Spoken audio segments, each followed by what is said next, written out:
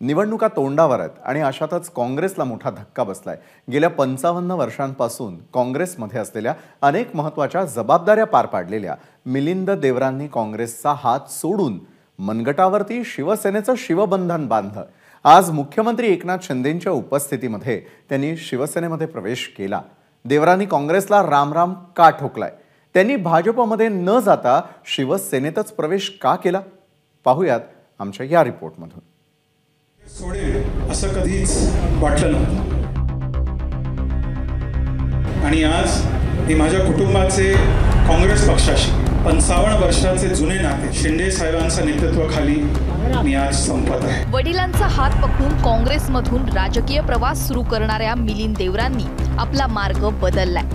देवरांनी काँग्रेसचा हात सोडून आता शिवसेनेचं धनुष्यबाण हाती घेतलंय।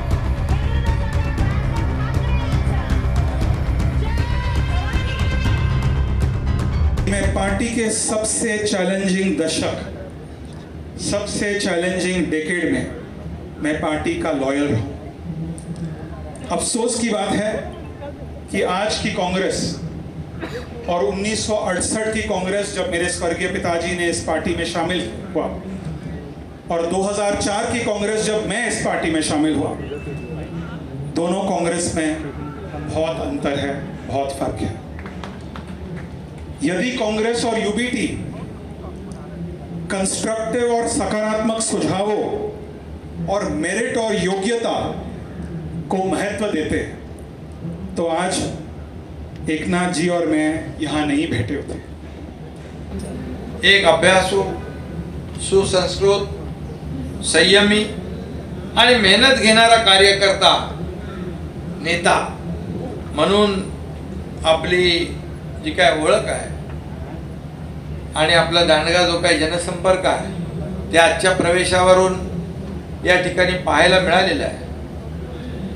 आज काय तुम्ही सांगितलं होतं प्रमुख काही लोकांचा प्रवेश होईल, म्हणजे हे काय ह्या ट्रेलर आहे, पिक्चर अभी बाकी आहे। देवरांचा हा पक्षप्रवेश राजकारणाच्या केंद्रस्थानी आलाय। एखाद्या वेळेस खासदारकीच्या लोभापायी असा निर्णय घेणं हे अत्यंत चुकीचं आहे। जर त्यांनी तो निर्णय तशा पद्धतीने घेतला असेल तर मी तुम्हाला एका विश्वासाने सांगतो की मिलिंद देवरान तिथून खासदार होणार नाही। तिथे जागेमध्ये वाटपामध्ये ती जागा शिवसेनेला सुटली, सिटिंग खासदार तिथे शिवसेनेचा आहे, उद्धव ठाकरेंचा आहे। त्यामुळे स्वाभाविक आहे की अशा स्थितीमध्ये असा निर्णय घेणं आणि पक्षाला धोका देणं, पक्षाच्या भरोश्यावर सर्व मिळवणं ही नीतिमत्ता, नैतिकता संपुष्टात आणण्याचं काम। एका ठिकाणी राहुल गांधींचं भारत जोडो सुरू आहे तर दुसऱ्या ठिकाणी काँग्रेस नेत्यांचं काँग्रेस छोडो अभियान सुरू आहे। काँग्रेस आता एक अशी नाव झाली आहे की तिचं डुबणं हे सुनिश्चित आहे। मग त्या काँग्रेसच्या सोबत उद्धव ठाकरे जावोत, शरद पवारजी जावोत किंवा आणि कोणी जावोत, जो जाईल त्याचं डुबणं हे सुनिश्चित। तुम्ही आमच्या प्रभू रामचंद्राच्या प्राणप्रतिष्ठेचं निमंत्रण नाकारलं। ईश्वरी दंड पहा, आज तुमचेच नेते, तुमचेच घरचे लोक तुम्हाला नाकारतात। मवियात तिकीट वाटपावरून वाद सुरू असल्याच्या चर्चा सुरू झाल्या आणि काहीच दिवसात देवरांनी आघाडीतून बाहेर पडण्याचा निर्णय घेतला। देवरांनी काँग्रेस सोबतचं 55 वर्षांचं नातं आता संपवलंय। वडील मुरली देवरांसोबत मिलिंद देवरांनी काँग्रेसमधून राजकारणाचा प्रवास सुरू केला। पहिल्यांदा 2004 मध्ये लोकसभा निवडणुकीत त्यांनी विजय मिळवला। 5 ऑगस्ट 2004 रोजी त्यांना संरक्षण मंत्रालय समितीचं सदस्य करण्यात आलं। 7 ऑगस्ट 2006 रोजी केंद्रीय शहर विकास समितीचे सदस्य झाले। 2009 मध्ये पुन्हा लोकसभेत पोहोचले। 2014 आणि 2019 मध्ये अरविंद सावंतांकडून त्यांचा पराभव झाला।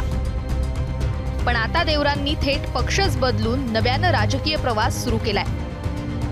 जे राहुल गांधींचे जवळचे होते, ज्यांना राहुल गांधींनी मंत्री केलं, त्यांनीच राहुल गांधींचा हात सोडलाय। पण ही काही पहिली वेळ नाही। यापूर्वी ज्योतिरादित्य शिंदे, RPN सिंह यांनीही काँग्रेसची साथ सोडली आणि भाजपला साथ दिली। पण देवरांनी तसं नाही केलं।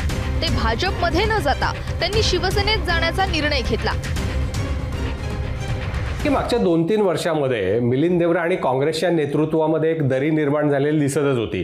त्यांच्यात पूर्वीसारखा संवाद राहिलेला नव्हता आणि महाविकास आघाडीचं जे सूत्र आहे, जे सिटिंग गेटिंग, त्याप्रमाणे ही जागा ठाकरे गटाकडे दक्षिण मुंबईची जागा जाणार असं स्पष्ट दिसत होतं आणि ते ठाकरे गट त्याबाबत आग्रही पण होता.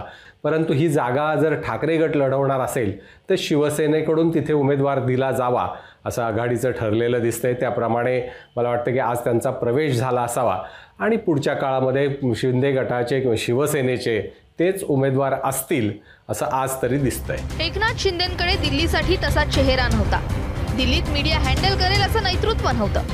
त्यामुळेच देवरांच्या निमित्तानं ही कमी भरून निघाली असं म्हणावं लागेल. आता देवरांना दक्षिण मुंबईचं तिकीट मिळतं की मग राज्यसभा मिळते हे पाहणं महत्त्वाचं असेल. मनश्री पाठकसह अक्षय भाटकर, ABP माझा, मुंबई.